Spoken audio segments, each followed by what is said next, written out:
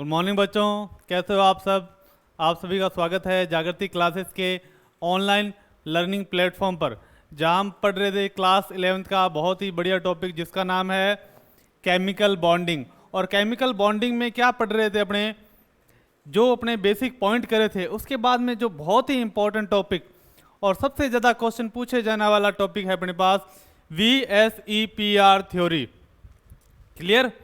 पहले बात कर लेते हैं होता है क्या VSEPR थ्योरी। तो V का मतलब होता है वैलेंस, S का मतलब शेल, E का मतलब इलेक्ट्रॉन, पेयर, रिपल्शन,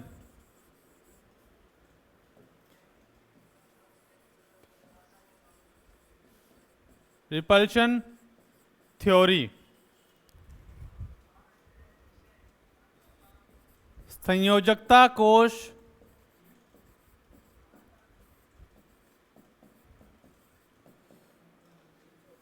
इलेक्ट्रॉन युग्म,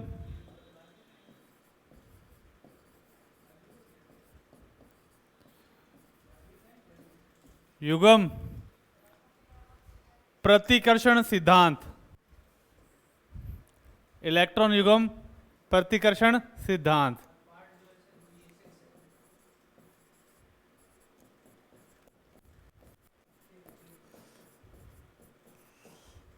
इलेक्ट्रॉन युग्म प्रतिकर्षण सिद्धांत।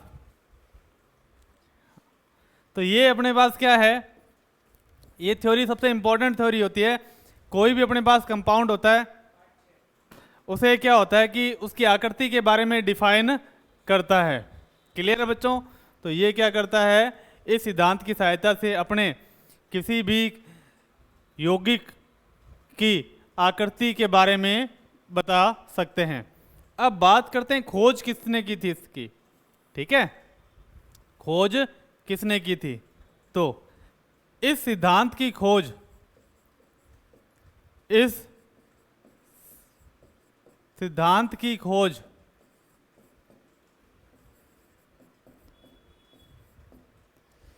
सिज्विक तथा पावेल ने की थी। किसने की थी?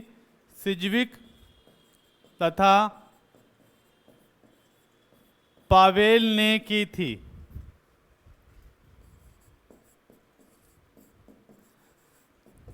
दो साइंटिस्ट थे, सिज्विक तथा पावेल। उसने क्या किया, और कार्बन यौगिकों की संरचना बताने के लिए एक सिद्धांत दिया। ठीक है, इसकी सहायता से क्या हुआ कि इस आकृति को आसानी से बता दिया जाता था। इस सिद्धांत की सहायता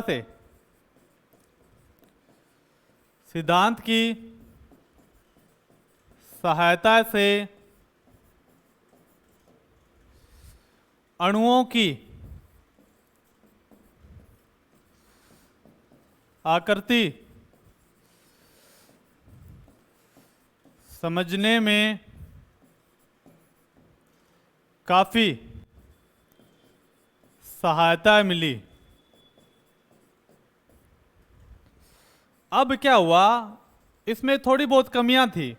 वो कमी किसने दूर की? गिलेस्पी तथा नाइहोम ने दूर की थी। क्लियर। तो इसमें नेक्स्ट लाइन लिख देते हैं।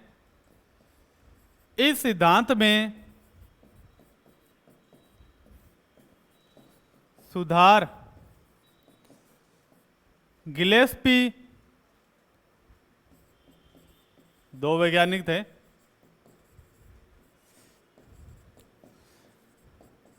नाइहोम ने की थी।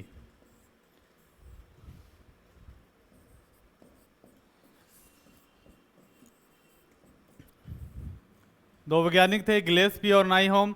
इन्होंने क्या किया, इस सिद्धांत में थोड़ा बहुत क्या किया, सुधार किया, और इस सिद्धांत को क्या किया, अपने और ज़्यादा डेवलप किया। क्लियर। इसलिए इसे गिलेस्पी और नाइहोम का सिद्धांत भी कहते हैं। अब इसमें क्या किया, ये इस सिद्धांत का आधार क्या था। क्लियर। इसका आधार एक लाइन में लिखते हैं, फिर इसके मुख्य बिंदु लिखेंगे।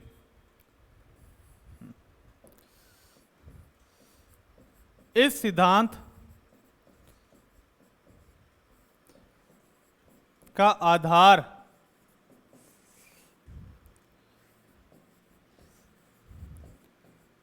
इलेक्ट्रॉनों के बीच प्रतिकर्षण को माना गया था।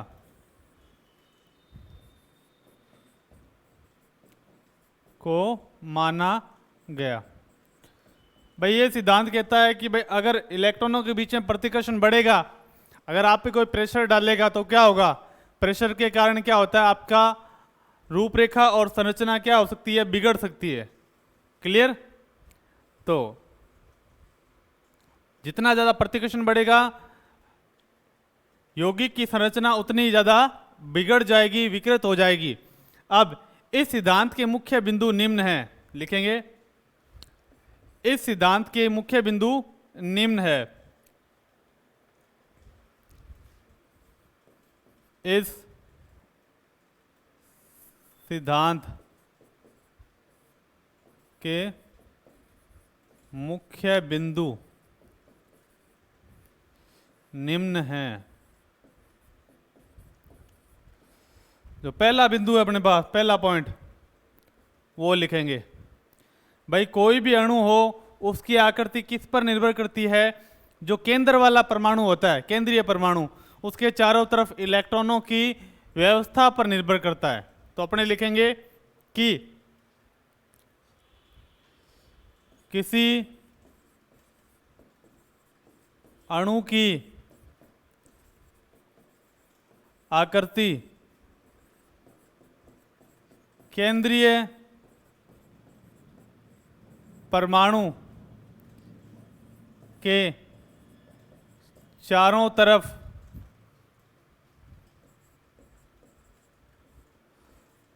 उपस्थित, या अपने बोल सकते हैं व्यवस्थित, उपस्थित संयोजी, संयोजी मतलब बाहर वाले, ठीक है, संयोजी इलेक्ट्रॉन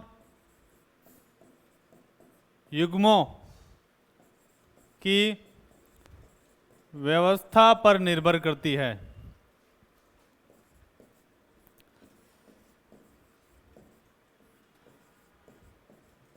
मान लो इलेक्ट्रॉनों की व्यवस्था का मतलब यह है, युग्म होता है जोड़े, इलेक्ट्रॉनों के जोड़े, ठीक है। अगर इलेक्ट्रॉनों की व्यवस्था पास पास है तो पास पास जो इलेक्ट्रॉन होंगे उसमें प्रतिकर्षण ज्यादा होगा और आकृति क्या होगी, ज्यादा बिगड़ेगी। और अगर दूर दूर होंगे तो प्रतिकर्षण क्या होगा, कम होगा और आकृति क्या होगी, कम विकृत होगी। दूसरा पॉइंट ये है कि दूसरा पॉइंट है प्रतिकर्षण के ऊपर डिपेंड है। दूसरे पॉइंट में अपने को क्या लिखना है कि केंद्रीय परमाणु के संयोजकता कोश में, केंद्रीय परमाणु के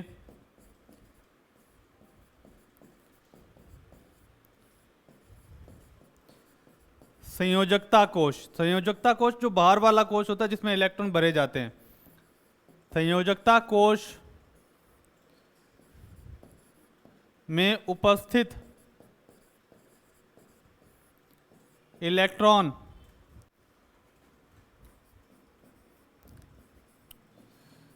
एक दूसरे को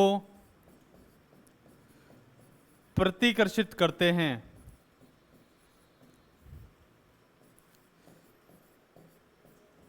संयोजकता कोश में जो इलेक्ट्रॉन होते हैं, बाहर वाले इलेक्ट्रॉन, और इलेक्ट्रॉनों में क्या होता है, अपने पास बच्चों प्रतिकर्षण होता है, और जितना ज्यादा ये प्रतिकर्षण बढ़ता जाएगा वैसे वैसे आकृति में विकृतता आ जाती है। क्लियर? अब तीसरा पॉइंट ये है, भाई कोई भी आकृति थोड़ी चाहेगी विकृत हो जाए, टेढ़ी मेढ़े हो जाए, और कोई व्यक्ति ऐसा थोड़ी होगा हाथ से हाथ टूटा होगा, मुंह टेढ़ा मेढ़ा, ऐसा थोड़ी होगा कुछ। तो उसी टाइप से अणु भी क्या होता है कि इस प्रकार से व्यवस्थित होते हैं कि उनके मध्य प्रतिकर्षण कम से कम हो, टेंशन कम हो, और कोई चाहता कम से कम टेंशन हो। इसलिए इलेक्ट्रॉन भी इस प्रकार से व्यवस्थित होंगे कि उनके बीच में प्रतिकर्षण कम से कम होगा। समझिए बात? तो तीसरा पॉइंट ये है, किसी अणु में संयोजी इलेक्ट्रॉन इस प्रकार से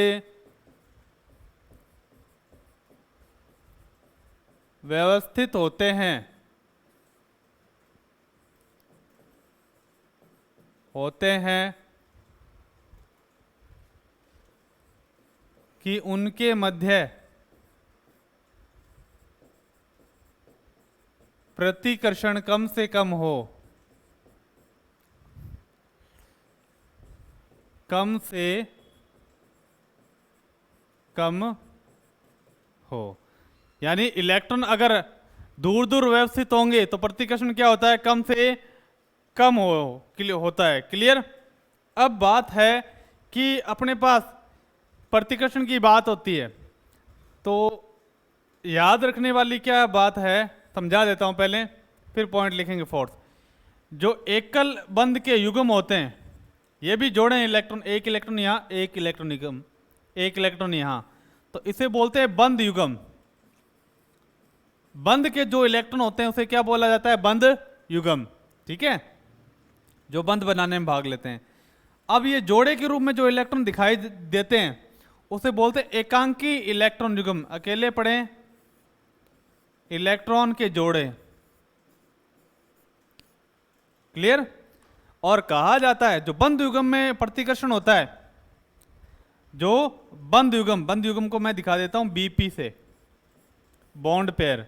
एकांकी इलेक्ट्रॉन युग्म को मैं दिखा देता हूं एलपी से, लॉन पेयर। जो बॉन्ड पेयर और बॉन्ड पेयर यानी दो बंधों के बीच में जो प्रतिकर्षण होता है वो बहुत ही कम होता है। मान लो ए और बी के अंदर क्या है, बंध आ गए, तो ये इलेक्ट्रॉन एक दूसरे से काफ़ी दूर हो जाते हैं। इसलिए क्या होता है, ये इलेक्ट्रॉन दूर चले गए, एक इस कोने पर एक इस कोने पर, तो प्रतिकर्षण क्या है, दोनों के बीच में ऑटोमेटिकली कम हो जाता है।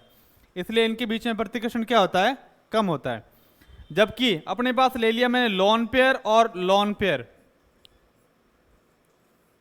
ठीक है, अब दो इलेक्ट्रॉन ये, दो इलेक्ट्रॉन ये पास पास में पड़े तो प्रतिकर्षण क्या होगा, ज्यादा होता है। क्या, प्रतिकर्षण ज्यादा होता है। तो इसका मतलब ये हो गया कि बंध युग्म की तुलना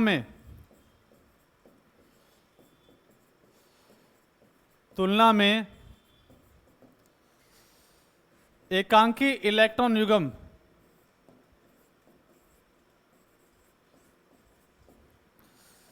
में प्रतिकर्षण ज्यादा होता है। जितने ज्यादा एकांकी इलेक्ट्रॉन युग्म आएंगे उतने ही ज्यादा क्या होगा अपने पास बच्चों, प्रतिकर्षण होगा। अब नेक्स्ट पॉइंट ये है कि सबसे इंपॉर्टेंट पॉइंट ये है कि प्रतिकर्षण का क्रम क्या होता है, कैसे प्रतिकर्षण इफेक्ट होता है, प्रतिकर्षण का क्रम क्या होता है, प्रतिकर्षण से क्या प्रभाव पड़ता है। क्लियर। और फिर उसके कुछ उदाहरण समझेंगे अपने। ठीक है, तो प्रतिकर्षण का क्रम,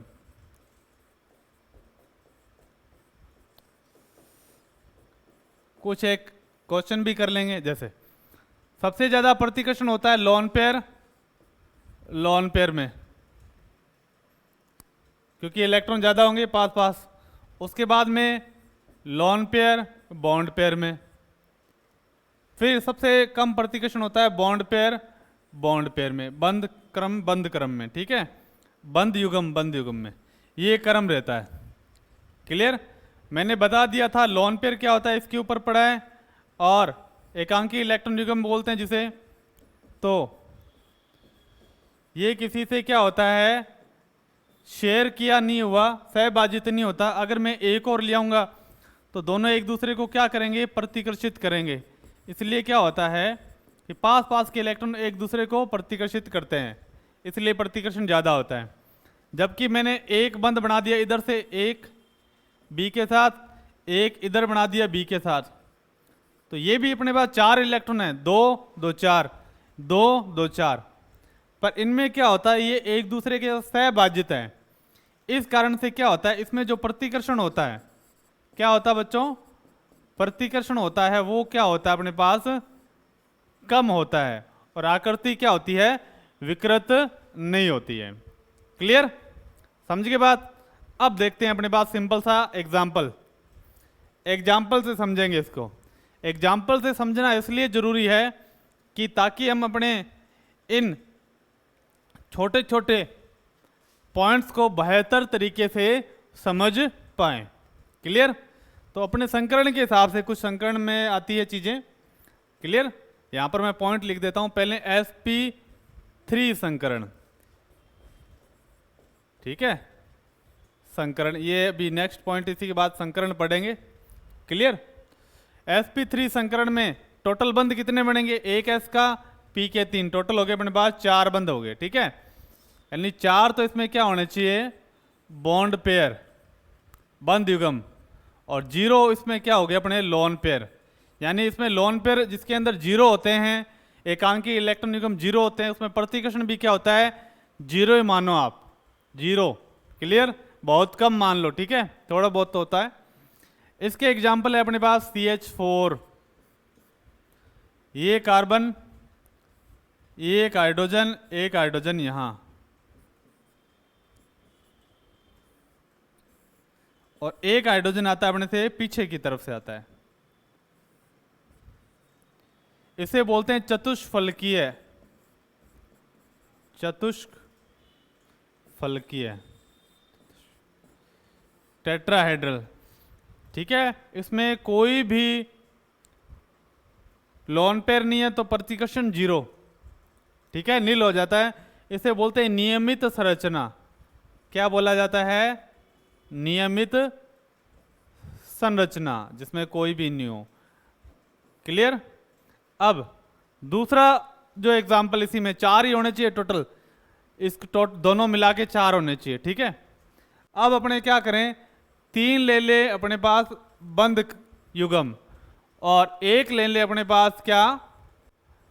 एकांकी इलेक्ट्रॉन युग्म।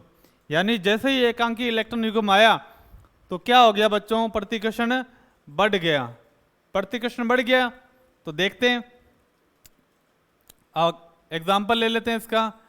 एग्जाम्पल है अपने पास NH3, ठीक है, PH3AC के एग्जाम्पल है। NH3 में क्या होता है? नाइट्रोजन पर एक एकांकी इलेक्ट्रॉन युग्म होता है, और एक हाइड्रोजन यहाँ, एक हाइड्रोजन यहाँ, एक हाइड्रोजन यहाँ। तो ये अपने पास क्या है? एकांकी इलेक्ट्रॉन युग्म, एकांकी इलेक्ट्रॉन युग्म, जिसे अपने शॉर्ट में लिख देते हैं लोन पेयर। अब ये क्या करेगा? यहाँ पर दबाव डालेगा। ठीक है, इसकी जगह पर मैंने क्या डाल दिया? एकांकी इलेक्ट्रॉन युग्म डाल दिया। तो यहाँ पर क्या डालेगा? दबाव। तो आकृति क्या? विकृत हो जाएगी। तो इसमें जो प्रतिकर्षण पाया जाता है वो कौन सा है? ये प्रतिकर्षण एक लोन पेयर और एक बॉन्ड पेयर का लग रहा है, LP-BP प्रतिकर्षण लग रहा है। और LP-BP प्रतिकर्षण क्या होता है? LP-LP से थोड़ा सा कम होता है, जैसे ये अपने ये पिछला किया था। सबसे ज्यादा प्रतिकर्षण किस में होता है? LP-LP में, उसके बाद में LP-BP में। LP का मतलब होता है लोन पेयर, एकांकी इलेक्ट्रॉन युग्म, इलेक्ट्रॉन युग्म। BP का मतलब होता है बंध युग्म, ठीक है, बॉन्ड पेयर। याद रह जाएगी बात। तो इससे क्या होता है? प्रतिकर्षण के कारण दोनों तरफ से लगता है, इसकी आकृति क्या होती है? विकृत हो जाती है। क्लियर? जो कहलाती है पिरामिडीय, पिरामिडीय, पिरामिडीय। और जैसे ही लोन पेयर आ जाता है तो आकृति क्या हो जाती है? अनियमित, अनियमित आकृतियां हैं। ठीक है, अब मैंने क्या किया? एक लोन पेयर और बढ़ा दिया, यानी अब अपने पास 2 तो क्या है? बॉन्ड पेयर है, बंध युग्म। 2 ही क्या है अपने पास? लोन पेयर है, एकांकी इलेक्ट्रॉन युग्म। एग्जाम्पल अपने पास ले लेते हैं H2O। ये क्या है? जल है। जल का फॉर्मूला ये है H2O। आकृति में इसके ऊपर क्या पाए जाते हैं? 2 लोन पेयर पाए जाते हैं।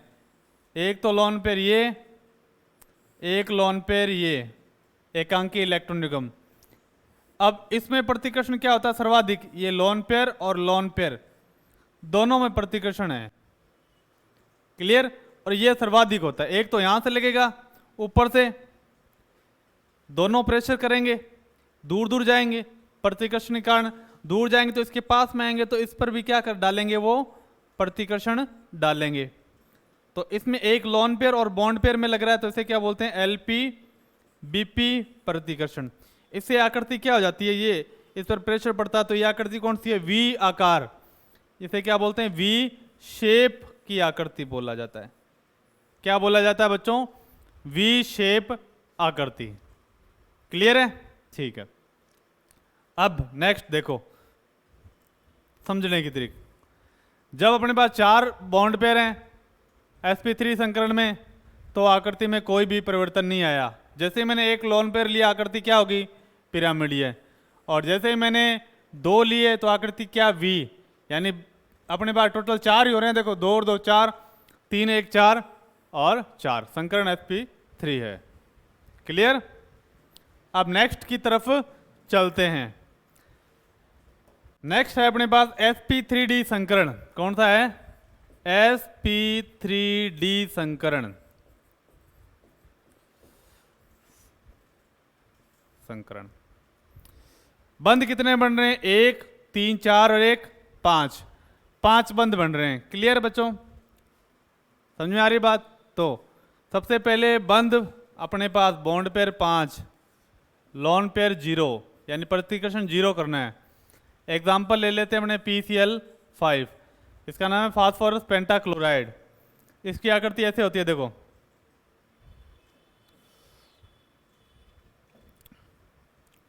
फास्फोरस, एक Cl यहाँ, एक Cl यहाँ, एक Cl यहाँ। PCl एक यहाँ से आया और एक ऊपर से आया। इसे बोलते हैं त्रिकोणीय द्विपिरामिडीय। क्या बोला जाता है, त्रिकोणीय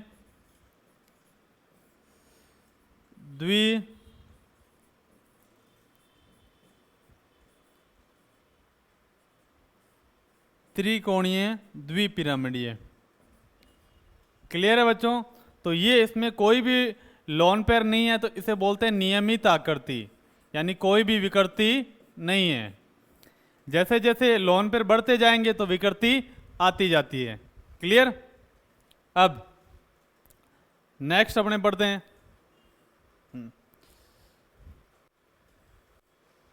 बॉन्ड पेयर अपने क्या ले लें, 4 ले लें, और लोन पेयर ले लें 1। क्या ले लें, 1। जैसे एक लोन पेयर आया तो प्रतिकर्षण बढ़ेगा और क्या आनी स्टार्ट हो जाएगी, विकृति आनी स्टार्ट हो जाएगी। उस कंडीशन में अपने क्या करेंगे, स्ट्रक्चर ड्रॉ करेंगे। देखते हैं एग्जाम्पल बोलो कोई, SF4 सल्फर टेट्राफ्लोराइड। क्या, सल्फर टेट्राफ्लोराइड। ठीक है, इसमें क्या आकृति होती है, यहाँ पर बीच में सल्फर आ जाता है और एक फ्लोरीन यहाँ, एक फ्लोरीन यहाँ और एक एकांकी इलेक्ट्रॉन युग्म यहाँ, एक फ्लोरीन यहाँ, एक फ्लोरीन यहाँ। इसे बोलते हैं सीसो आकृति। क्या, सीसो, सा।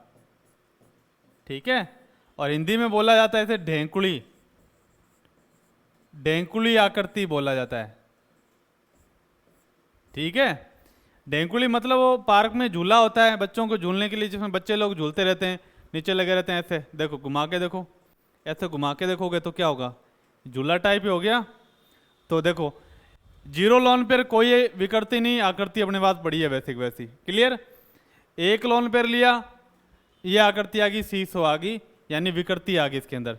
और इसके अंदर कौन सा प्रतिकर्षण लग रहा है, देखो ये वाला लग रहा है। और ये वाला प्रतिकर्षण क्या है, लोन पेयर और बॉन्ड पेयर का प्रतिकर्षण है। क्लियर। अब आगे की तरफ चलते हैं, और आगे की तरफ चलते हुए अब अपने लोन पेयर की संख्या बढ़ा देते हैं। बॉन्ड पेयर अपने पास कितने हैं, 3, और लोन पेयर अपने पास कितने हैं, 2। एग्जाम्पल ClF3, BrF3, ये सारे एग्जाम्पल इसी के हैं। क्लियर। एग्जाम में बहुत ज़्यादा पूछा जाता है ये। मैं बना देता हूँ Br, एक लोन पेयर यहाँ पर, एक लोन पेयर यहाँ पर, ठीक है, एक फ्लोरीन यहाँ, एक फ्लोरीन यहाँ, एक फ्लोरीन यहाँ।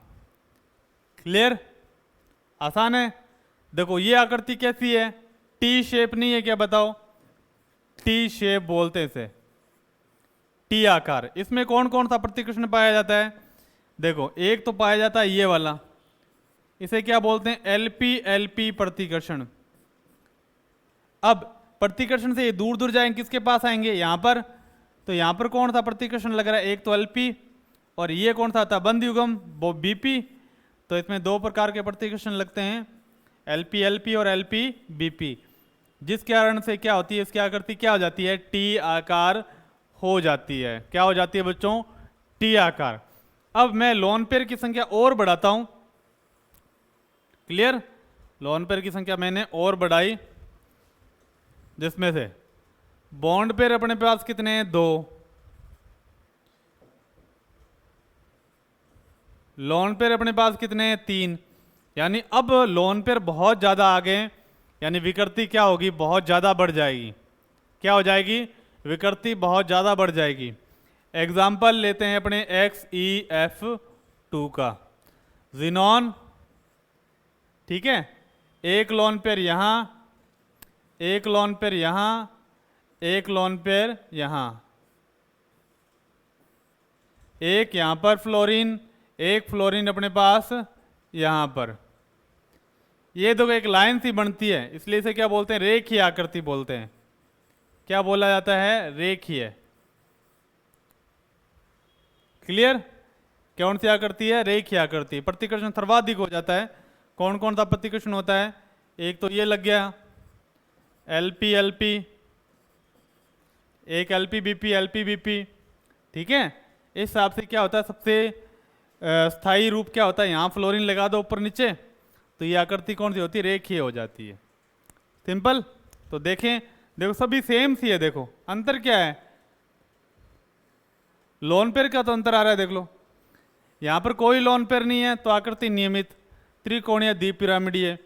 यहाँ पर एक लोन पेयर आया तो आकृति ढेंकुड़ी होगी, सीसो। फिर क्या हुआ? 2 आगे, आकृति क्या होगी? टी शेप होगी। फिर आगे 3 तो क्या होगी? रेखीय होगी। सिंपल है। अब बात करते हैं sp3d के बाद में 2 संकरण और रह जाते हैं, जो है अपने पास sp3d2। कुल कितने हो गए? 2 और 3 5 6। बॉन्ड पेयर अपने पास कितने हो गए? 6। लोन पेयर अपने पास कितने हो गए? 0। क्लियर? आसानी से याद रह जाएंगे।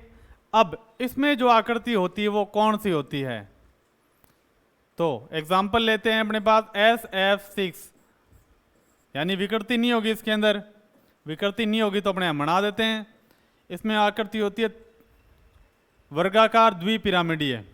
सल्फर यहाँ, एक फ्लोरीन यहाँ, एक फ्लोरीन यहाँ, एक फ्लोरीन यहाँ, एक फ्लोरीन यहाँ।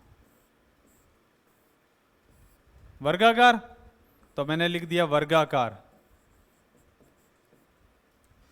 एक यहां पर बना दिया मैंने और एक ऊपर से ले आया, तो वर्गाकार द्विपिरामिडीय।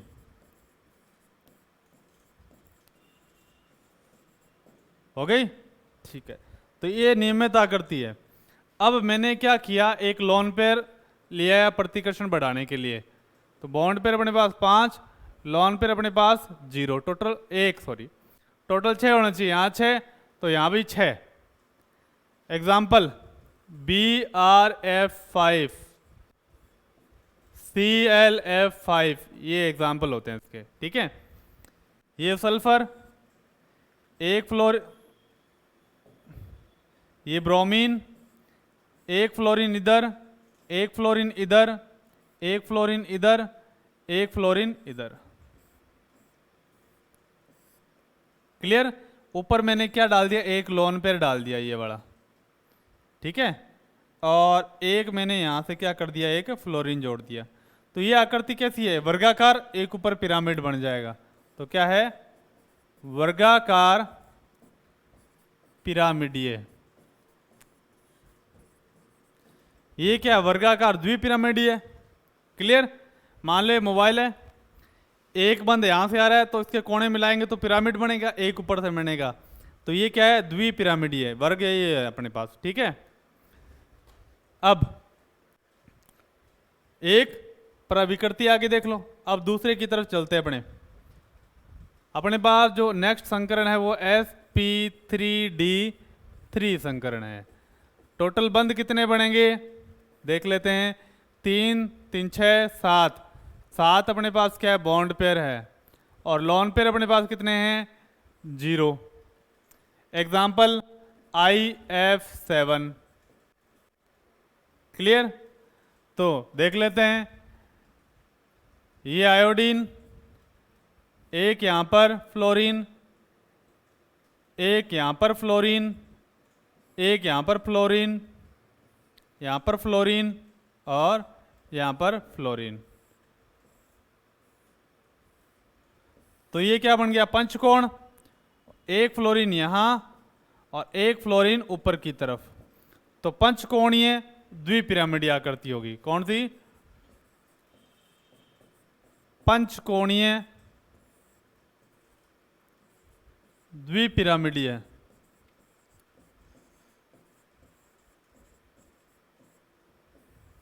क्लियर? अब मैं एक लोन पेयर लाऊंगा तो इसमें क्या आ जाएगी बच्चों? विकृति आ जाएगी। तो इस विकृति को समझने के लिए अपने लोन पेयर लेके ही आ जाते हैं। लोन पेयर अपने पास क्या है? एक। टोटल 7 हो गए। Example XeF6 xenon hexafluoride. Clear? Xenon मैंने लिया, एक फ्लोरीन यहां, एक फ्लोरीन यहां, एक फ्लोरीन यहां, एक फ्लोरीन यहां जोड़ा, और यहां पर क्या? एक लोन पेयर अपने पास जोड़ दिया। क्लियर? एक फ्लोरीन अपने पास यहां और एक फ्लोरीन अपने पास यहां। तो ये अपने पास होगी। देखो ये क्या वर्ग ही बन रहा है, देखो ध्यान से देखो तो। पर ये क्या? विकृत है, यानी साइड से टूटा हुआ मान सकते हो, तो इसे बोलते हैं विकृत। इस आकृति को बोला जाता है विकृत वर्गाकार अष्टफलकीय वर्गाकार द्विपिरामिडीय। तो ये अपने पास जो था VSEPR सिद्धांत था। और इस सिद्धांत में मेन चीज आपने क्या देखी? अगर अपने पास कोई भी लोन पेयर नहीं आता, क्या नहीं आता? लोन पेयर नहीं आता तो आकृति अपने सिंपल रहती है, बढ़िया स्थायी रहती है। क्लियर? बट जैसे ही मैं प्रतिकर्षण बढ़ा रहा हूं, क्या बढ़ा रहा हूं? प्रतिकर्षण बढ़ा रहा हूं, तो उस कंडीशन में क्या होता है बच्चों? उस कंडीशन में अपने पास जो आकृति है वो क्या होती? बिगड़ती जाती है। जैसे ये यहां पर क्या अपने पास कोई भी अपने पास नहीं है लोन पेयर, यानी प्रतिकर्षण नहीं है, तो आकृति नियमित। जैसे मैंने एक लोन पेयर लिया तो प्रतिकर्षण बढ़ गया, देखो। फिर मैंने क्या किया? एक दूसरा लोन पेयर लिया तो प्रतिकर्षण और ज़्यादा बढ़ा। इस तरह से क्या होता है? जैसे जैसे प्रतिकर्षण की वैल्यू बढ़ती जाती है तो आकृति देखो चेंज हो जाती है, उसमें विकृति आ जाती है। और यही क्या कहता है? VSEPR सिद्धांत कहता है। VSEPR नाम से पता चल गया होगा, संयोजकता कोश इलेक्ट्रॉन युग्म प्रतिकर्षण सिद्धांत। यानी संयोजकता कोश के जो इलेक्ट्रॉन है, इलेक्ट्रॉन युग्म है, उनमें प्रतिकर्षण होता है, जिससे आकृति क्या हो जाती है? बिगड़ जाती है। तो आज वाली क्लास में जो मेन चीज अपने डिस्कस की थी वो क्या है? यही सिद्धांत था। काफी बड़ा सिद्धांत था और इसे अपने बहुत ही बेहतर तरीके से समझा विद एग्जाम्पल, ताकि आपको बढ़िया तरीके से ये चीज समझ में आए। नेक्स्ट क्लास में नए टॉपिक के साथ अपने फिर मिलेंगे। तब तक के लिए थैंक यू, बाय।